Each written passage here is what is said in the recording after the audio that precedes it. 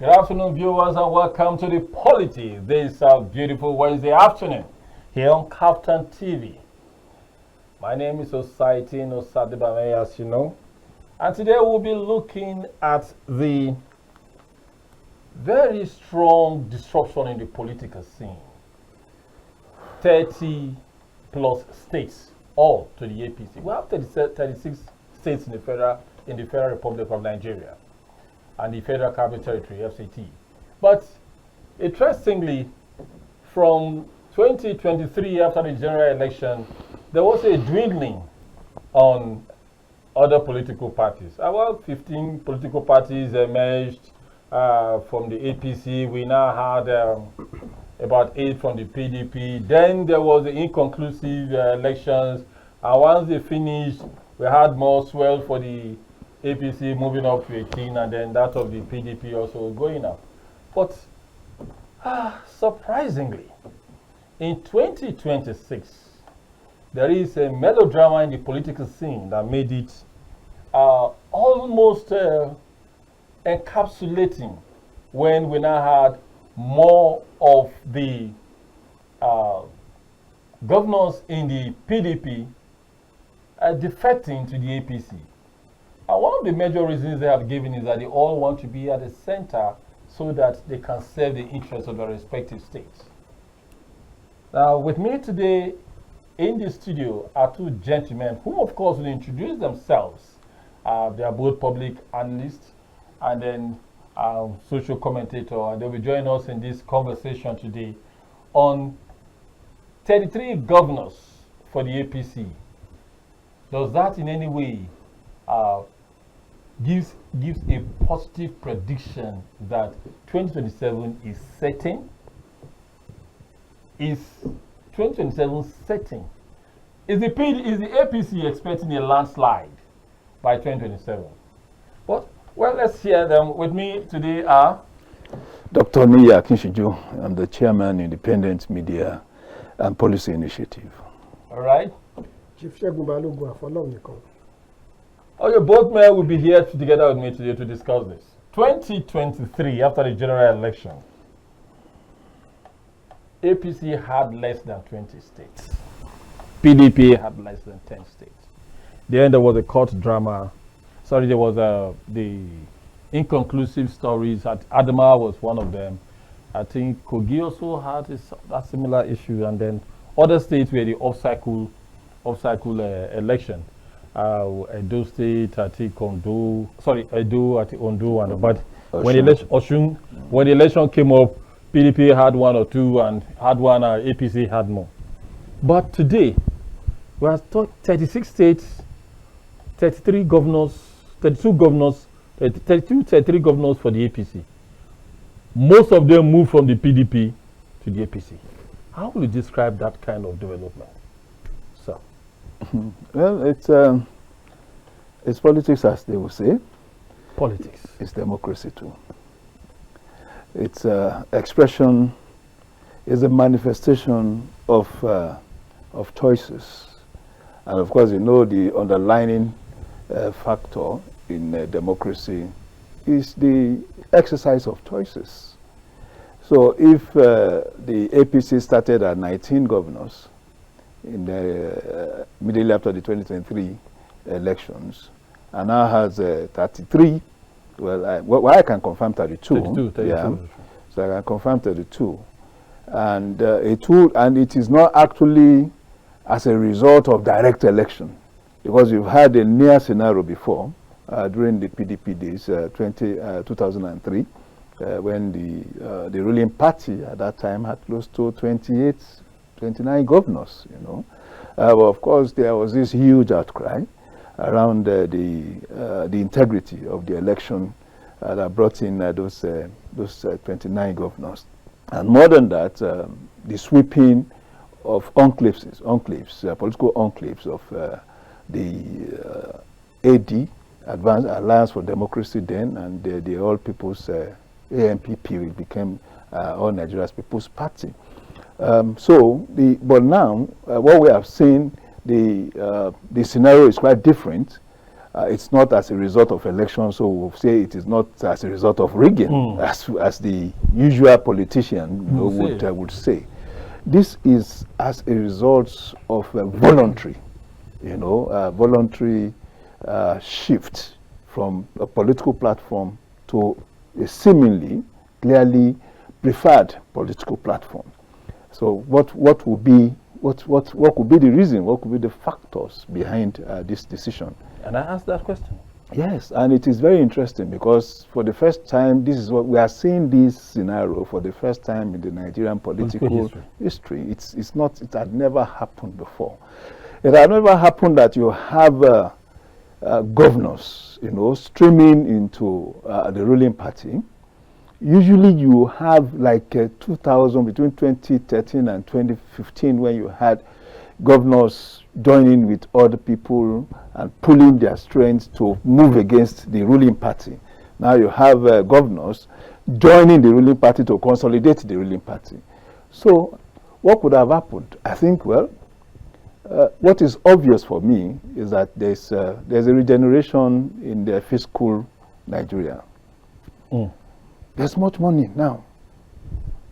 Every governor would attest to the fact that they are earning more revenue, than what they were earning before at the level of the Federation Allocation and the Account Committee.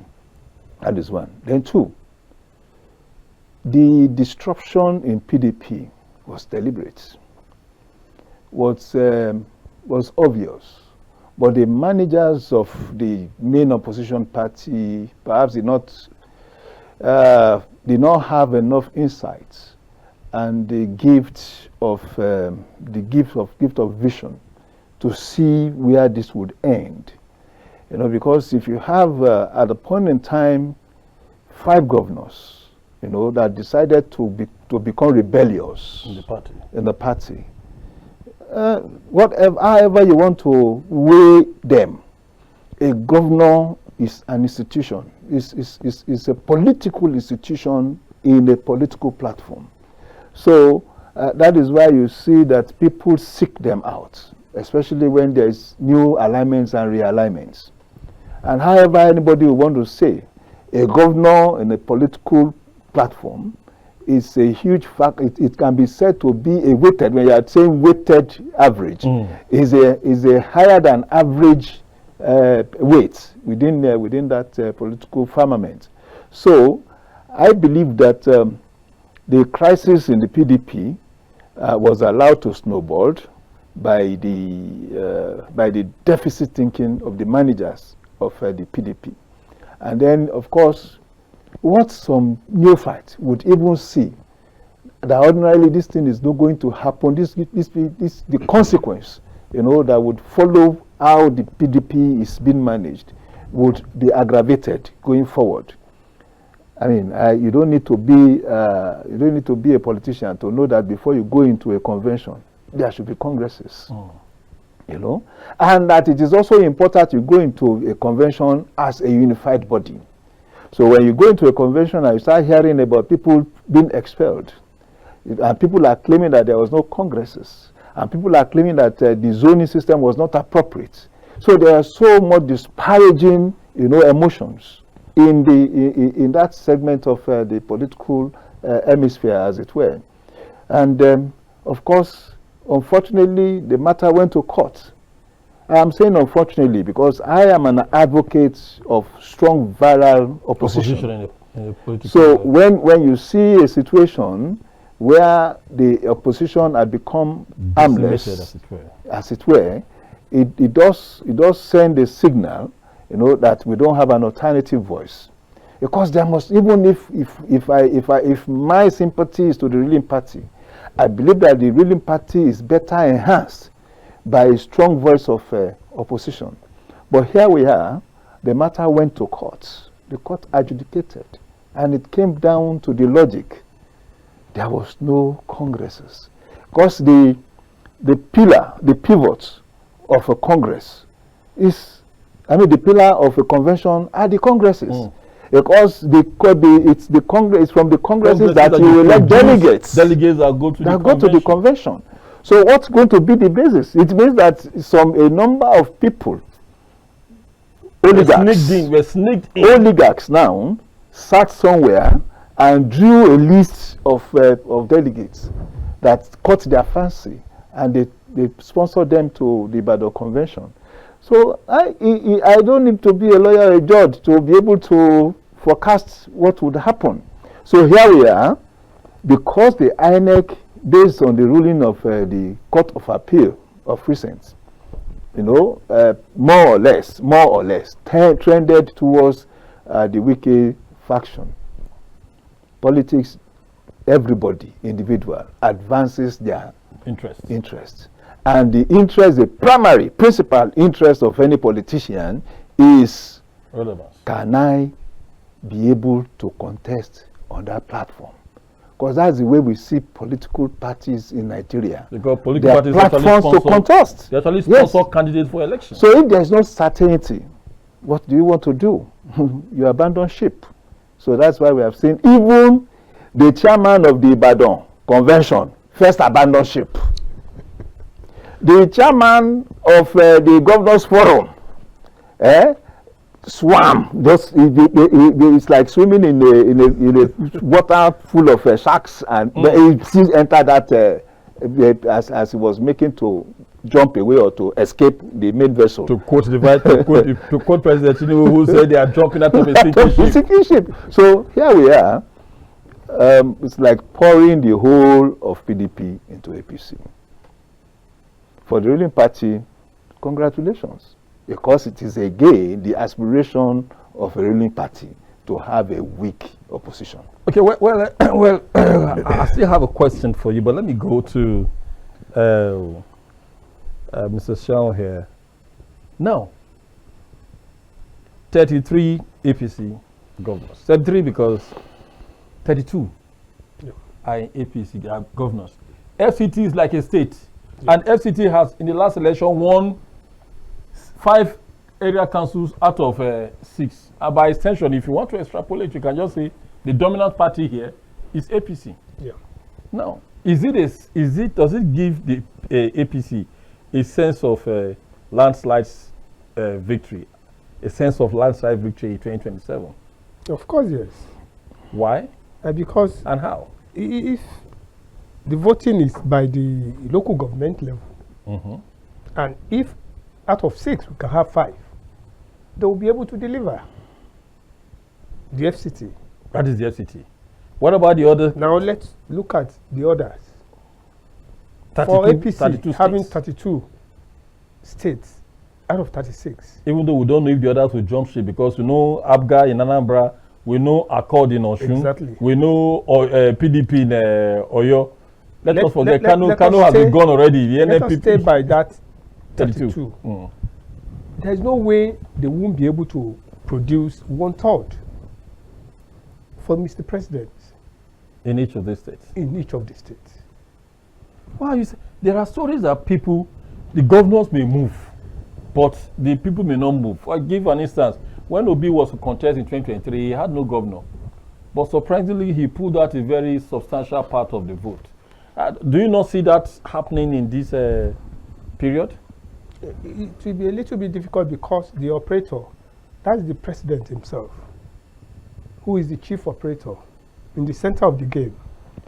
He knows who is mobilizing, and is mobilizing the real core politicians who are mobilizers in their various states, in their various local governments, and at the national level. He didn't leave Wike alone. Look at, he's still running after Kwakwanso. And he knows who and who to bring into the ship. This time around, he has gotten, say, 2/3 of 1/3. But we are now talking about the majority vote, the larger vote. And he's working hard to get a larger vote. Because winning is just simple majority. That's what makes a winner in an election. A general election is simple majority. He's going to win. If going by the number, analysis, by this number, governors. But you know, what do you call them? the people themselves may all have their own thinking, And other than their governors. let me tell you, do you know he's still winning from the National Assembly, the House of Reps, and the Senate, the senators? He's bringing them seriously into the ship. What are your thoughts on this? 32 states, the FCT captured in. Like you just said, the president of the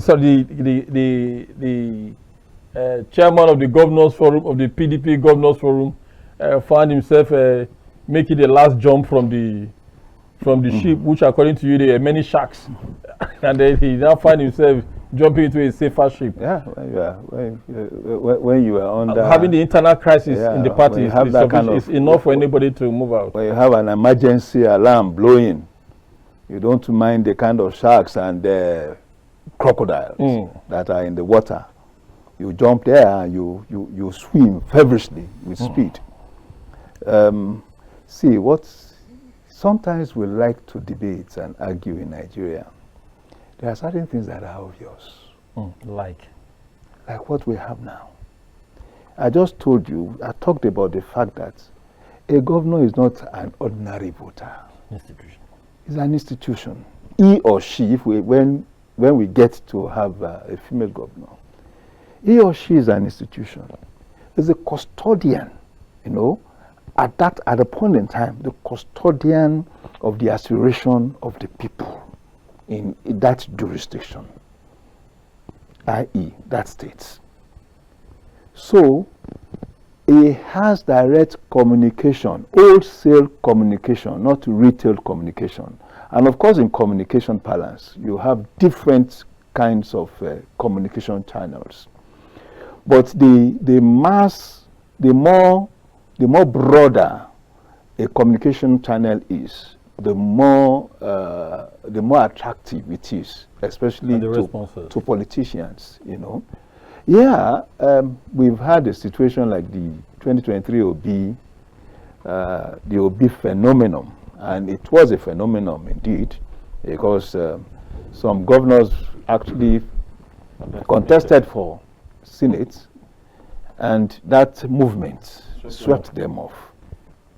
Or yes, you have that once in a while when particular sentiments become sudden, attractive, beautiful, and reasonable. And you have people, especially sentiments that borders on religion, sentiments that is very weighted in corruption, because people are also aspiring to the ideals. So when there's a seeming option, model of ideal, there's yes, with their thoughts, with their own aspiration, there may be a movement towards that. But it only happens in what they call the blue or yellow or red moon, because it is about aggravating, aggravating sentiment of the time. The sentiment of that time. It happens anywhere in the world, If Obi had been a serious-minded politician, perhaps he would have used that momentum better than he used it. And that's why we politicians, I am also a politician, I will tell you that structure, it's important, If Obi had the structure, he could have, won, But again, the kind of politics he played was rather restrictive, constrained around religion, around region, And you may not be able to sustain that over a long period of time. I think that scenario had changed between 2023 and now. And those factors, those sentiments that were the driving factors in 2023 may not be the major driving factors in 2027. In 2027, most politicians have understood the phenomenon. Politicians are very dynamic-minded people. And however pedestrian you may consider the Nigerian politician, they have a knack for research. They have a knack for history, understanding history, and applying the knowledge, learning from history and applying the knowledge of history. So if I'm interested in driving what is going to happen 27. I go back to 2023, understand the dynamics at play then, and apply, from lesson learned to what's going to happen in 2027. So if you have 33 governors, it means that you have already wholesale votes in 33 states already. Your requirement for winning, 1/3 in 2/3 states. That's 1/3 percentage of votes in 24 states. So already we are sure, that 1/3 votes is guaranteed in more than 24 states. So that is one. Then two, don't also forget that by the nature of our governance system, each governor also has access to privilege and material, and these privileges and materials are the things that will also drive the election, So because they have this kind of support, I believe that they will be able to drive the election, as it were, from the campaign period. But again, you have been monitoring elections over time. There is a new atmosphere now. The ecosystem is different from the recently signed electoral acts. So many things are embedded in the electoral act that are changing, that are going to change the sentiments and the flow and the momentum. Hi,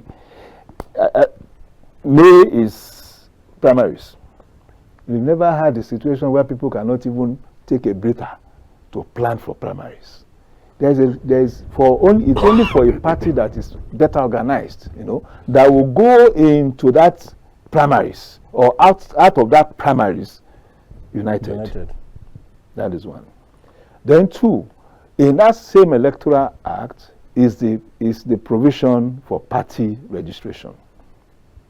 Now we see how parties are in a frenzy trying to organize themselves with digital whatever. Now, the thing is, if after you have so many 40 digital registers, so many 40 ones, because most will not be based on NIN. The NIN is the foundation of the register. So which means that by the time INEC receives it and it does a cleaning, most names will be cleaned out of the. But what is the more impactful aspect of that is that once you are registered in a party, you can no longer be registered in another party. In fact, it has been criminalized. So once you get into that party, unlike before, where you go do primaries, after primaries you lose, you want to switch to another party, you are constrained. You cannot. In fact, it's criminalized. If you register in another party, it's 10 million naira now, or 2 years imprisonment. So for 2027, this is our list. You are blocked in that list until 2031, when there is another registration. So there are so many factors that still need to be understudied to see the form and character, the shape of the 2027 election. This is very interesting. 33 chances. You need just 24 states. You have the 83 states already. And there is a sense of conviction that, look, as far as the APC is concerned, with 33 powerful influence, there are certain some things can happen. But is the APC in any way afraid of the ADC? I'm not sure. Because if you look at the ADC properly, you look at them as a political hustler. They are all a bunch of political hustlers. And I'll tell you the reason. These are very thick men. Yeah, you I mean, man like David Mark there. You have you look at them as very powerful men. Yes, politically. To go to office as an administrator, to be voted to become either governor, chairman of a council, House of Reps member, House of Reps, House of Assembly, senators. There are some people behind you, the core politician, who really worked very hard for you to become whatever you have become. And look at them. For past years, they've all been in government, one way or the other. But this time around, they are out of the government. They now form a coalition to work against the present administration. And look at them very well. It will be difficult for them because they are not core politicians. When you see core politician, these men have been, like in the case of David Mark, a former military officer who also had administrative experience by virtue of occupying the office of the Minister of Communication at the time. Then he came to the Senate and became the Senate President. Of course, he has some exposure. Will you really say they are just in for the sake of wanting power? That is why they are just there in the APC? Or they are there to unseat the president?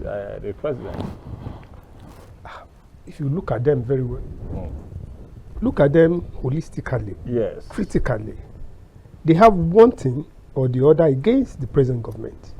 That is why they are assembling. That's why they are assembled. And that's why they are against the present administration. But what is wrong with that interest? If that, because we just mentioned, colleague here just mentioned that interest is the main thing. And so if they have a common interest, and that interest is the one that it seems the president is not serving, and they want to go after, they want to make sure they get it, is it not legitimate? Yeah, look at the way we practice our politics here is, I don't know. Look at look at Britain. There's always the lefties and the righties. Do we have them here? Most of those you are talking about did not even know the manifesto of their party. Ask them. Well, they just launched it yesterday. The manifesto.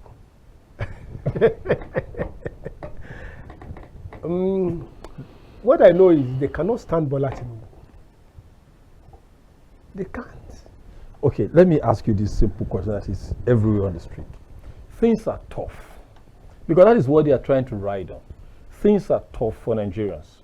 Man, woman, boy, girl, lady, teenager. Things are even the rich. We're in the country right now where the rich are also crying.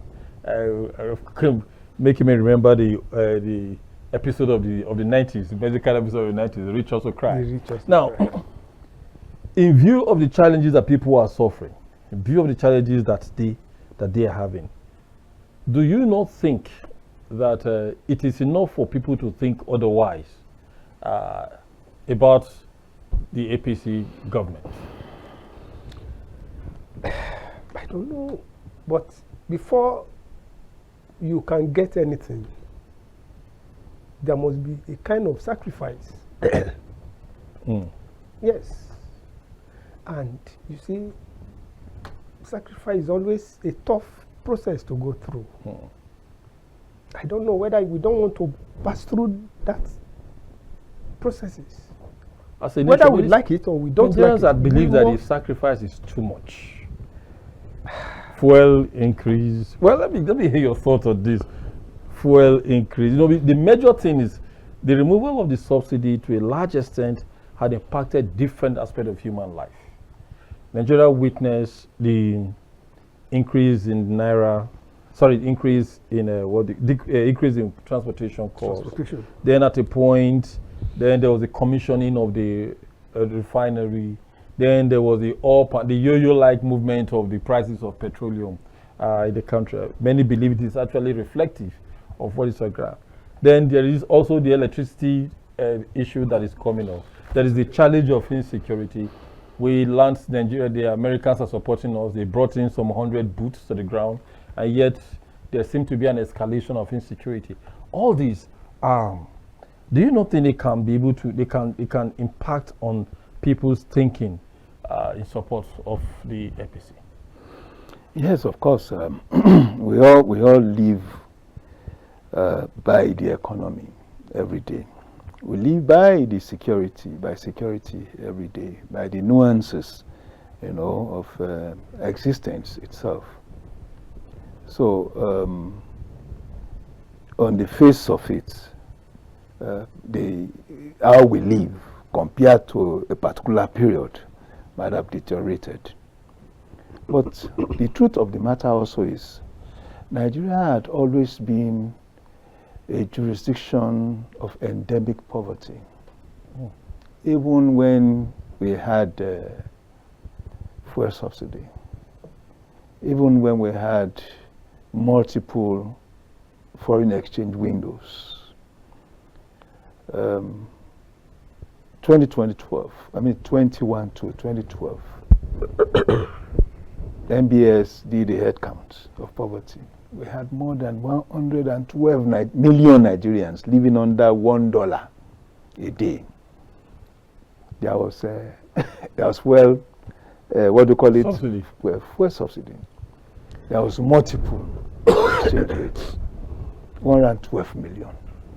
We were selling a barrel of crude oil at more than $100, and we were producing more than 2.3 million barrels every day. And yet, we had more Nigerians in poverty. The situation increased. Was ameliorated, mitigated over time, so that by 2015, that figure, that 112 figure, had reduced to 86 million, But there was still fuel subsidy. So to my mind, the withdrawal of fuel subsidy may not be the principal reasons, for whatever we are going through now. Yes, because there was artificial depression of pricing, there will be a trigger for price increase when you remove that subsidy. But don't also forget that our subsidy came with a huge lot of corruption. The subsidy was not being even applied. It allowed for old-scale, massive, scalable corruption, that people were making billions of naira based on paper, evidence to show evidence of supply. And they were making so much, either at the level of what you call the bridging cost, they were subsidizing bridging. So people would go and apply for refund of their bridging cost and claim that they have moved more than 500 million liters between Lagos and Sokoto, and they have not moved anything. Some will come and say they have delivered more than 500,000 tons of PMS, and claimed it, and nothing will happen. When the National Assembly went into a rage and decided to set up investigative panel, and it was shown live, and we were all awed by the revelations, what happened thereafter? The average Nigerian man, woman, had always been the loser in this game. So I think what the government is doing now, by removing those inherent factors, elements of corruption, removing them and channeling whatever had been cornered by a small number of people into the public space to provide infrastructure, will benefit everybody. And I can use the foreign exchange scenario, for example. When foreign exchange was officially 460 naira to $1, how many people had access to it? How many people could go to their banks and said they needed a personal travel allowance, PTA, and said they wanted to buy across the counter? Nobody. But a few number of people had nexus to the CBN governor and some influential people, and will secure $1 million, and take that $1 million to the black market and sell off at 780 naira. So you see the difference between 460 and 780 naira. Somebody that had used his nexus, had made close to 400 million naira without raising a thumb in Nigeria. And we say we should sustain that kind of system. But now, yes, because it was double jeopardy. We're not getting the naira, the dollar. The cost of that dollar too was subsidized. So it's not double jeopardy for Nigerians, So why can't you even have access? So now if I want to travel, I only need to get to my bank and apply for my PTA. I get it across the counter. If I don't want to go to the bank, I go to the BDC. I get it. And initially, of course, when you suppress price, and you now remove that suppression, the rate will go up. Yeah. It went to as high as 1,900, sometimes in 2024. Now we are seeing a battle. The naira itself is fighting for appreciation, and had reduced from that 1,900 to 1,300 and something now. Yeah. In fact, at the point in time, the CBN had to intervene because of its own modulation of foreign exchange inflow and all that, that it does not want the naira to appreciate faster than its own templates, and had to start buying dollars out of the market because the naira was appreciating. So, well, if we are saying things are difficult, it will reflect in pricing. But there are now more opportunities. Because of that depreciated naira, we are talking of increase in non-oil exports. And when we say non-oil export, it's not Nigeria, it's not the Nigerian government, but but individuals. Businesses. It means that more people are going into international trade and they are earning dollars and other forms of foreign currency. So when you look at it, there are changing paradigms. And because there are changing paradigms, we can assume. And when I say assume, I'm a social scientist. Until I have figures, empirically established figures, that I will say, okay, this is the established figure. But we can assume that more people are being circled out of poverty. We can assume that because in the immediate period after the implementation of these two flagship policies, many companies went aground, declared losses. All of those companies are now, they've rebounded, and they are now some of them are making double, the profit they were making pre that loss in 2024. So, and when the company makes increased profits, the simple logic is that it has expanded its plants. When the company expands its plants, it means that it is employing more.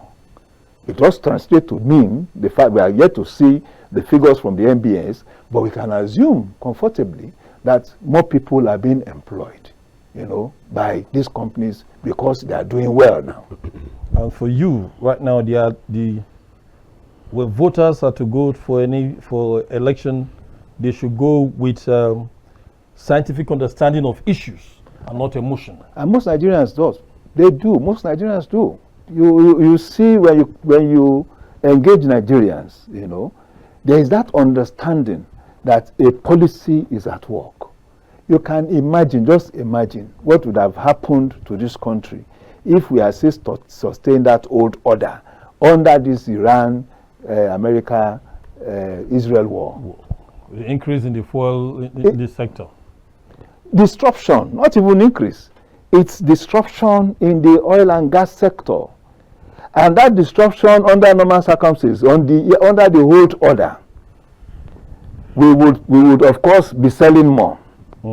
But we will not increase. Prices will increase. It is not me. Prices will increase. And to make it worse, there will be no fuel. Okay? Now that's the first jeopardy. The next jeopardy is you now make some money extra because before the crisis started, PMS, crude oil was oscillating between $63 and $68. Now, at the point in time, it went to as high as 119. So you now made some extra dollars at that time. You will now end up using the money made to pay for fuel subsidy. That's more than 80-90% of Nigerians did not even participate in it. Did not even use. So those are the kind of, for me, it's the kind of crisis that we have dodged just because of the application of the right policies. All right, well, let us take a break now. After that, when we return, we shall continue the conversation on the polity, looking at the chances. Is it a landslide victory for the APC, given the number of states across the country that has fully aligned to it by virtue of the administrative head of a state. Let's take a break. I'll be back. We'll continue the conversation. Welcome back to the Polity. We're still here with a discussion on 33 governors of the APC. 36 states for the APC, as it were, the administrative head. Is it landslide setting on the path to 2027?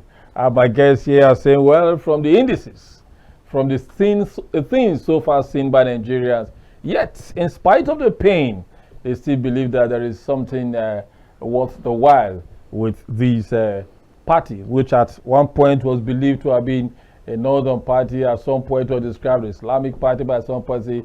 But today, we have the Muslims, we have the Christians, we have the Northerners, we have the Southerners, we have the boy and the girl, we have the idealists, and we have the intellectuals, all in the party. But while that is on, Nigerians will have to think from their belly if they have to continue with these or not. I have a question to ask. Recently, just yesterday, the president was in the UK on invitation of the monarch. How does that in any way? So many persons have been saying this is a very positive development. How is that impacting on my life and the life of other Nigerians who are on the streets? Well, it's obvious. See, advancing as a country, developing as a country depends on the quality of global relationship, especially with the so-called superpower, the seven group of most advanced countries. Britain is one of such country. Incidentally, Britain is also was our colonial master. Former colonial master. So Britain naturally watch over us because there is that umbilical cord that's still tied, to them. So, and don't also forget that when you have that kind of relationship, it's still a father-child relationship. And in the character of a father-child relationship, what you get is admonition for a child who has not got it right, commendation for a child who has got it right. The last visit of a Nigerian head of state to UK was about 37 years ago. What happened between that time and now, don't have this kind of 37 years, that he didn't have the invitation of the monarch. It's different. Monarch. When the British monarch invites you, is a sovereign, is the real sovereign. Yeah, we can say the political classes, but the political class is still subject, to the hierarchy in Britain. So when the monarch invites you, the monarch is inviting you on behalf of all the other kingdoms, Scotland, Ireland, and all that, to the United Kingdom. It's not Britain. You have been invited to the United Kingdom.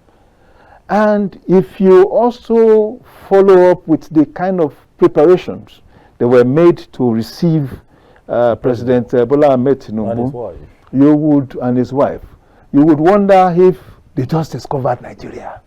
It's a celebration. So you could see that Britain was ready to associate with the Nigerian brand. This is branding. If a brand was obtuse, if a brand was irritating, no big government would associate with such. So what is clear is that Nigeria is doing something right. And that something right also has validation in the opinions expressed by international bodies, starting with the IMF. The IMF had been a perennial critical entity of the Nigerian economy over so many years. You think that we are doing well, we are trying, but the IMF will come and say, no, you are not doing well. Even at the initial stage of this reform, the IMF was condemning.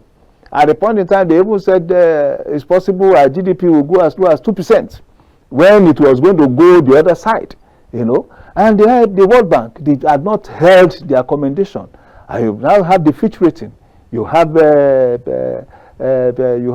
Standard and Poor, S&P, and all of them, all the grading agencies, have been given positive, on the Nigerian economy. And the word positive had been anchored on the courage of this president, to implement those policies, because those policies are at the heart of the economic erosion that we have continued to experience. And no matter the paper over that we have tried, it will still get back to that worse situation for us.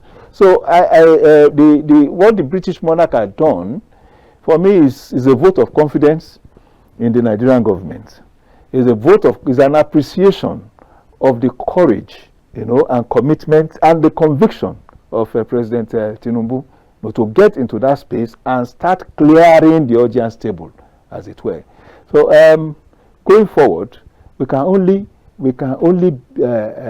look forward to more robust engagement, because this visit would end up with certain agreements that will also impact the Nigerian people. Of course, don't also forget that Britain had always been the source of the highest form of foreign direct investment. Not even foreign direct investment, remittances, because we have more Nigerians who are in Britain. So this is going to help the Nigerian personnel, in Britain. The brand Nigeria would have moved up some notches, so much that even the British man would be happy to affiliate, to associate with Nigerians in UK. And that helps businesses too. And because it's going to help businesses, help possible employment opportunities, it will also indirectly boost remittances. And remittances have become a major focal point of foreign direct inflow into the country. So if you look at it as a whole, I think it's a positive. And I am hoping, that it will go on. It will go on like that. It is good that we are reconnecting back to the former British colonial master. And I believe that because of the commitment the British government had, there is more possibility that they will be supporting us in more ways than one now.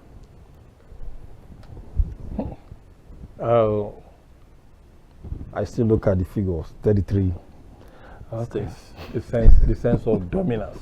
I still look at the sense of dominance that it has across the country. But one thing people have asked is, with the movement of these governors to the APC, earlier when you were speaking, you talked about one of the major reasons why these people have reason to move is that they've seen very well how this president is working, such that revenues to the states have increased significantly. If you follow the monthly FAC allocation, you know that about 250% increase has come to them. But does it worry you that in spite of this, most of the governors don't seem to have made any significant difference, particularly the original APC governors before others started joining them, don't seem to have made any significant difference in their state, in spite of the fact that this is the huge benefit accrued to them by virtue of the administrative skill and very difficult decisions taken by the president. We are not seeing more hospitals. We are not seeing more schools. Instead, with pictures we are seeing are children who are sitting under in empty classes where there are no furniture for them to teach. The teachers are not even there to take care of them. The hospitals are not we still don't have first class hospitals that you can say in this region. This is a hospital that they all will have at their first port of call. Let the hospital be the one that will make the reference for you to go abroad if you need to go for treatment. Are you all concerned that these huge resources going to the governors are not practically reaching the people at the grassroots? You first. Yeah. Patrick, our system, we have not gotten it right. In a situation where the governors are being looked as a semi-god, we look at our governors as if they are the all in all. They don't see anybody as part of the stakeholders in the states. They don't see anybody. We have been so much overrate our governors. No check and balance, no stakeholders meeting. They have it all. They think they are all in all. So whether they do, nobody is holding them. Whether they did not do, nobody is holding them. Should that not be something for worry? People are, yes, it's a federal state, and the federal government cannot be seen to be teleguiding the states. Hey, do this. Hey, do this. Hey, don't do this, because there is autonomy of power. And that's why you have this subnational. You have the president running the federation, and then they are the governors in their respective state with their respective houses of assembly, which is to guide them. What will you say should be the rejig from the APC to these governors, so that they can be seen to be performing and not just defecting? Not until we sit down and make sure they are not a leader in the state. They have been so rated to be a leader, the number one citizen in the state. Somebody that everybody looks onto. He has the knife and the yam. Who can talk to him? Who can talk to him? And that's the problem. Obasanjo caused all these things. How? Yeah. Obasanjo is the one that gives them the power. He sack party chairman. He sack National Assembly, the speaker, the rep, the speaker, you see, it was just, it's like hiring and firing. Do you understand me? And the same thing is applicable in the state. The states now decide to copy him. So none of the governors think there is anybody or group of people that is only Bola Tinubu in Lagos State that form Governors Advisory Council. Look at all the states. Only Lagos State that have Governor Advisory Council. That's a team that advises the governor. In all the states, we don't have it. And that's the problem. So all these things being given to them, nobody to check them. So the states seem to have so much power that they do not want to listen to people. Well, we are talking to you in the states now. It's not about defection. It's about performance. So let's hear from you, sir. And some of them are actually performing. You cannot even have the quantum of fund they now have access to. And you won't perform. Some of them, so many of them. Well, you know, we've been in a huge chasm over time in terms of infrastructure. The way we've wasted our resources so much we've dug so much hole that filling it up. They're filling it up. So filling those holes up, thank you for that expression. Filling those holes up will take some time. Before you start seeing classrooms, it will take some 2, 3, 4 years from now, because we are supposed to have had perhaps 200 classrooms, but we had 20. So you can only imagine what it will take. The time and resources it will take to build 180. It's even so bad that all you needed to do with SUBEC is to bring the 50% matching grant. It was even reduced to 30% matching grant. Some states could not, because in truth they could not, raise that sum to pay for their matching grant to be able to get 100% out of from what they have paid to go and build schools.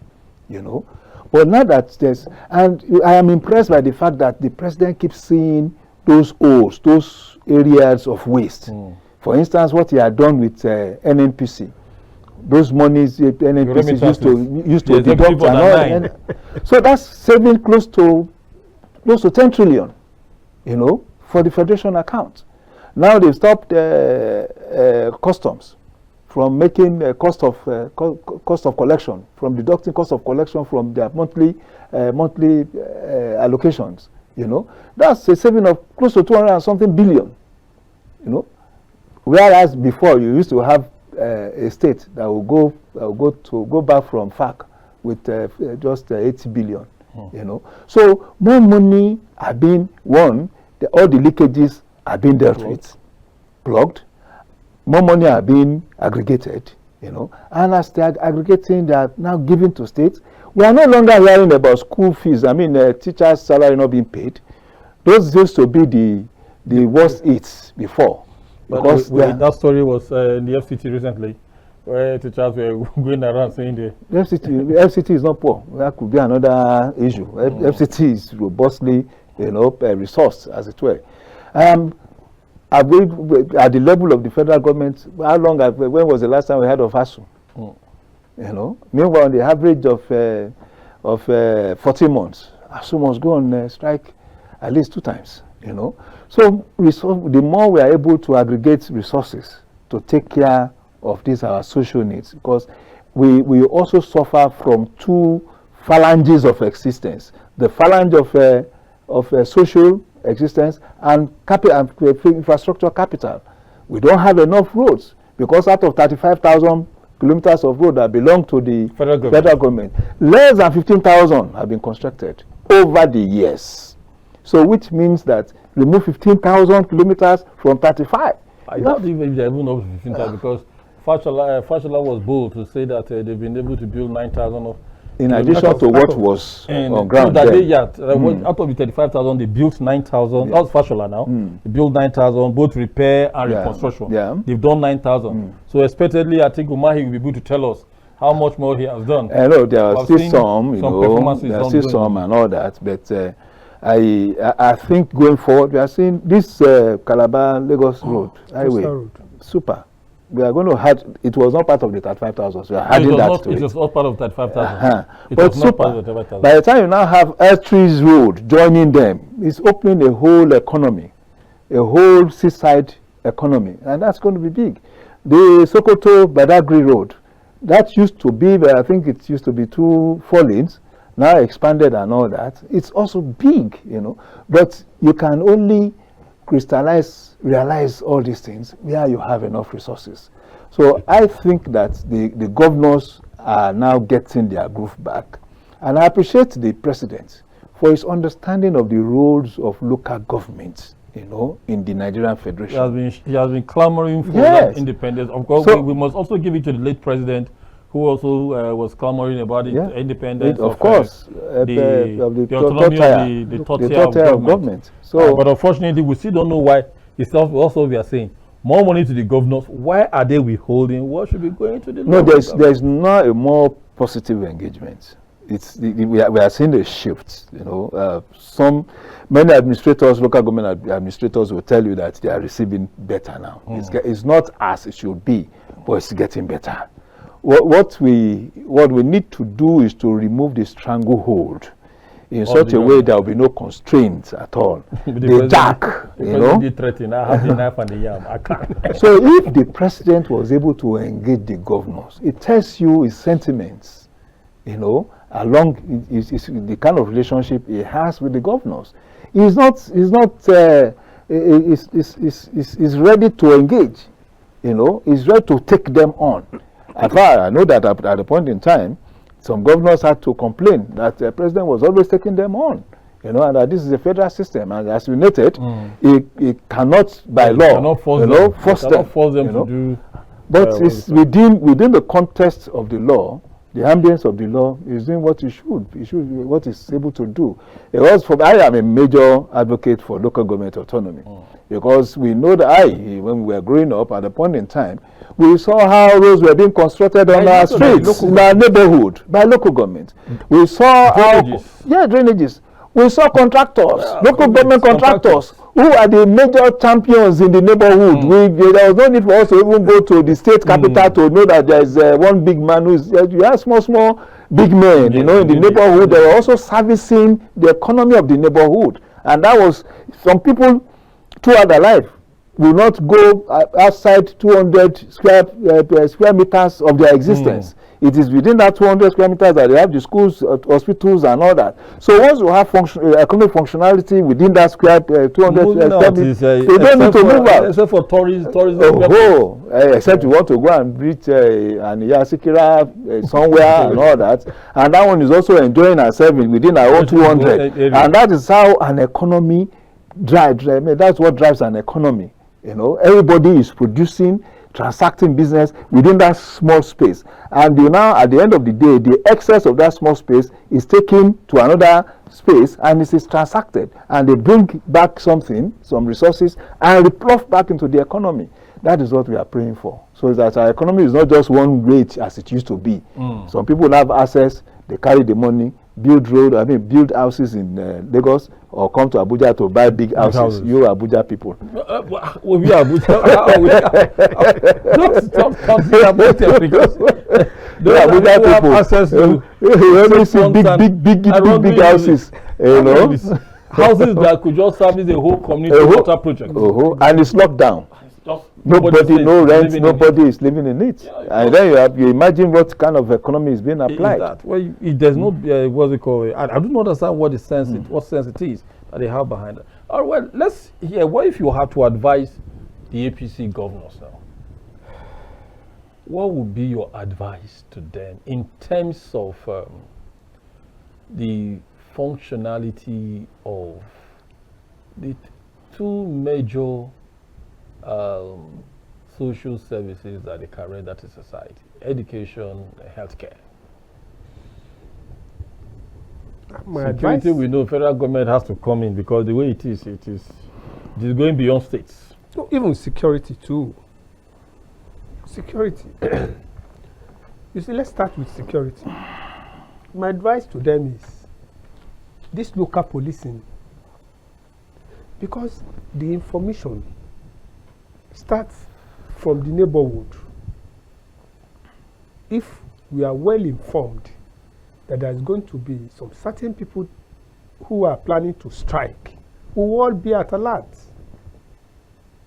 We will all be at alert. We will not sleep. On numbers of occasions in Lagos, we don't sleep. All of us will come out. We burn tire. We do a lot of things. That is where you get the information. Where we get. If you don't get the information, that is local policing. Let all states have their local police. Let them join this. Let them join. The call for state police. The call for state police. It is important. It's going to reduce a lot of security risk. And challenges. Okay. And challenges in every state. On health matter, if you look at each of the states are trying on health matters, but the problems now lies within us. Where a governor furnish general hospital with drugs, and those that are working there are phoning it. When you buy drugs, because I can tell you a lot of these things are happening in most of our states, they will go there and siphon it. And you will be forced. And even though if I buy, they will cut it away. And they are intended to actually help the people. And they are intended to help people. And will that drug reach the people? That also goes to the issue of having intelligence again, having people, because it means reworking the entire society. It means having some underground persons who will now be deployed to such places to work, and they possibly will be able to unravel these kind of activities. Exactly. Well, it's even more than that, actually, because as far as I'm concerned, when a policy is implemented, it's implemented 360 degrees. If you know one of the challenges that people prefer drugs and all that, you must have an audit trail, an auditing system, you know. But I think so far so good. We are still growing. I am not a minimalist, but as much as possible, I try to understand our situation. Nigeria, I am more than 60 years old, and I spent a larger percentage of my life in Nigeria. There had never been a time, you know, that Nigerians will say, this time is good. No. There had never been one single month, perhaps the Udoji period, wage award, when people became also reckless. And when government was also reckless. We were supposed to use that money, you know, to effectively, you know, build the foundation for a flourishing economy. We just shared money to civil servants, you know, who are just about 15% of the workforce, and those ones just then went on the buying binge and caused inflation for everybody. People who are not even on the periphery.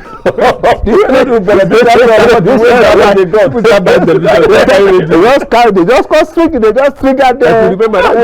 inflation. You know, your father bought television because he was working somewhere. Yeah. What about those who are not working? What about those who are in the villages? Those who life became even hopeless for them because they could not even raise the fund. Television that was going for 60 naira had gone to 120 naira. How will the farmer, you know, buy? Now, because the farmer was also looking to buy television, he started also coming to the township, and that was why I now saw that massive movement, you know, from the rural urban movement that disrupted the urban economy, as it were. So I believe that with time, with the right kind of policy, we are able to aggregate our resources and apply the resources properly. Some of these things that we bother about, you know, will be assuaged. They are not assuaged because from time we've had misaligned policies. Now we are talking, and of course, don't also forget that we are a federal system. And as a federal system, we are a layered system, a tiered system. And each system has its own constitutional responsibility, even in health and schools. So much that ideally, the federal government does not have a need to go and establish a health center in a ward. It's the responsibility of the local government. You know, while general hospitals, you know, are the responsibility of the state. And the tertiary hospitals, the teaching hospitals, are the responsibility of the federal government. Thankfully, we have now seen most states establishing teaching hospitals. Hardly would you go to any state without teaching hospitals. And the teaching hospitals are the icons, are the center of excellence when it comes to health, you know, in such states. In such states. So, and don't also, I mean, recently we have seen reversed, what do you call it? Is it health tourism? Where Nigerians that were Nigerians abroad, even some foreigners abroad, are now coming to seek for health intervention in Nigeria. So I believe that with time, we are seeing how the federal government too have been helping the state, the local government to establish health centers. And that is what the majority of people need. Have access to a doctor that can prescribe a drug for you for headache, pile, dysentery, you know, typhoid are the most. Those are the most common, you know, ailments that we have. So, and if you have a health center within a 200 meters radius, it serves that purpose. And that is why we are talking about the functionality of a good local government system. And the same thing with schools. You know, there was a time schools, primary schools, public primary school used to be the go-to places because that is where you have good teachers. You know, yeah, the what do you call it? The infrastructure may not be too comely, but at least you have teachers and they are sure of getting into secondary school when they do their common entrance. So I believe that the kind of orientation we are having, I am seeing or noticing, even among states in the north, we are seeing more standardized schooling facilities. And that impresses me. But again, what is the gap? What is the chasm? Huge. And therefore it will take some time, you know, before these needs are filled up or satisfied, as the case may be. Education, health, these are interesting supports, as it were, that the government are expected to give to the people, given the increase, because increase of revenue coming to them. And well, those in here have an understanding of how much the president has actually wielded this influence. We know that we have a challenge of security. And that challenge is something that we pray we are able to overcome. But let's look at the Oyo State governor happens to be the only PDP governor still left in his party. And and state. ABGA we know remain where they are. LP, OT, of course, he remains where they are. But we know the leadership also. LP is also having its own leadership tussle. We just hope that they will not suffer a challenge with the Independent National Electoral Commission in terms of the bona fide leadership that should that should submit the card. That is the dilemma of the governors. You know, that's obviously the dilemma of the governors of the PDP, which made many of them have to move up. If you say you are fighting the Wike faction, and you say you are with the Turaki faction, and a court has dismissed, as it were, the convention that brought up the Wike faction. So, by interpretation, it may mean that the legitimate body now is the Wike faction that is there. And if that faction, you are not in alliance with that faction, and you are going to run under the PDP platform, then there is just nothing. You may not have. Nobody will submit your form. Nobody will submit your form. You get it? And a very clear indicator that the PDP may have just crumbled completely.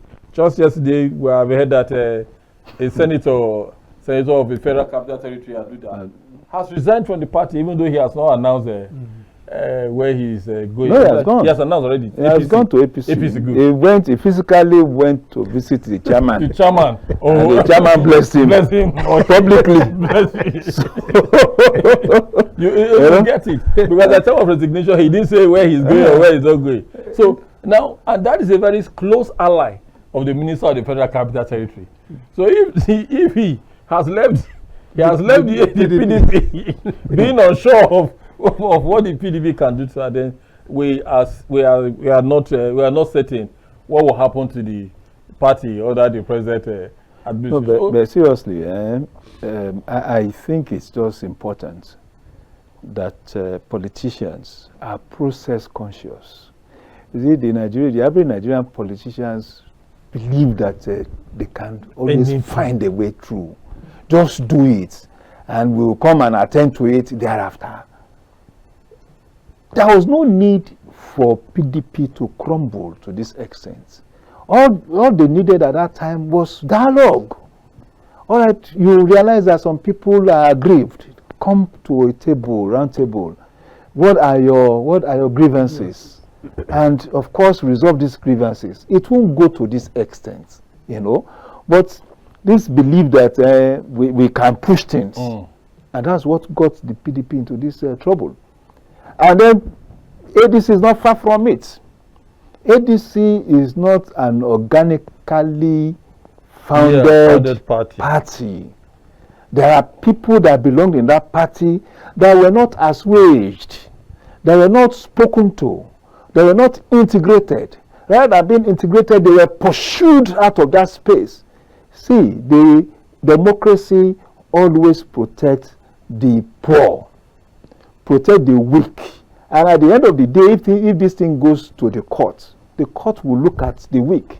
You big men, you came into this party and you collected everything from them and you pushed them out. And it comes to these congresses. Did you do congress? At what point in time did you come together to elect people?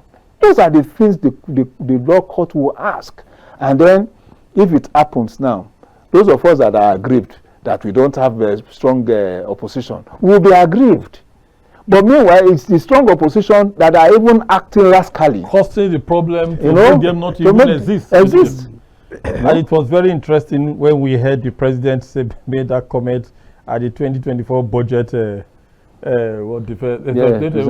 presentation, where he said, it is my pleasure to see you, the opposition, in disarray. It's the pleasure of the average politician. Do you want your opposition, your opponent to grow? As at that time, the disarray has not come out. It was obvious. Even as at that time, the PDP should have come together. There should be the PDP lagged an aggregator. In any political movement, there should be a class. It will not just be 1, 2, 3. There should be a group of aggregators that will say, when everybody is in momentum, is in flight, they'll say, please, let's calm down. Let's see how we can resolve this. And that has been the strength of Tinubu since 1999. Movement moving from those AD to AC to ACN. There are times if it had been another person, he would fight to say this is what he wants. But if you studied him, at those times, he would subject his own personal interest, to the interest of some other people. I monitored 2007. Yes, he wanted to go for Senate. And Govs said he was going to go for Senate. A former governor wants to run for Senate. And Govs, a former, just finished from House of Reps, then said, I don't think he had even done second term rep. It was first time rep. I said he was also interested in that thing. There was noise everywhere in Lagos. But Tinubu said he was also in the process of sustaining the party in the state.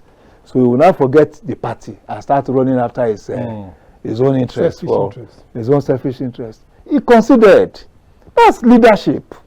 You at every point you look at your situation, you aggregate, and if you have to slow down, you slow down. There are sometimes you push. So, but you can only have that benefit when you have a group of aggregators. That is what, unfortunately, the PDP lacked. That group of 5 could have been the aggregators. Wike, if you had been properly managed at that time. That group of Wike, Otom, and all that, they could have been. This is Makinde now. He's still there. Ekpeazu is he was named an ambassador. Yes. So they could have, if people had called talk to them, they could have, okay, let us do it this way. And this is not the result we would have had. But thankfully, the APC are happy. It means lesser cost of campaign. For the APC. That's what it means. Let me have the last word. Because he just said it. The lesser cost of campaign. That I believe is the last word of him.